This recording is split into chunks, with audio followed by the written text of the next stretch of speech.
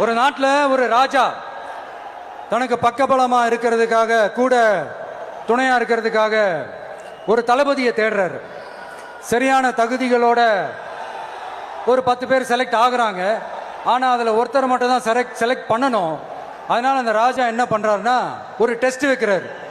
அந்த 10 பேர் கையிலையும் விதை நெல்லை கொடுத்து இதை நல்லா வளர்த்து கொண்டு வாங்க, ஒரு 3 மாதம் கழிச்சு வாங்கன்னு சொல்லி அனுப்பி வச்சிடுறாரு. 3 மாதம் கழிச்சு வரும்போது அதில் ஒருத்தர் ஆள் உயரத்துக்கு வளர்த்துருந்தாரு, ஒருத்தர் தோல் உயரத்துக்கு வளர்த்துருந்தாரு. அதில் ஒரு 9 பேரும் நல்லா வளர்த்து கொண்டு வந்திருந்தாங்க. ஒருத்தர் மட்டும் வெறும் தொட்டியோடவே வந்தார். என்னன்னு கேட்டதுக்கு, நானும் தண்ணி ஊற்றி ஊற்றி பார்க்குறேன், உரம் வச்சு வச்சு பார்க்குறேன், வளரவே மாட்டேங்குது ராஜா, என்ன பண்ணுறதுன்னு தெரியலன்னு சொன்னதுக்கு ராஜா அவரை கட்டி அணைச்சிக்கிட்டு, இனிமே நீதான் என்னுடைய தளபதி, எல்லா அதிகாரமும் உனக்கு தான் சொன்னார். ஏன்னா அந்த 10 பேர் கையிலையும் ராஜா கொடுத்தது அவித்த விதை நெல், அது முளைக்கவே முளைக்காது. அந்த 9 திருட்டு பயலும் என்ன பண்ணியிருக்காங்கன்னா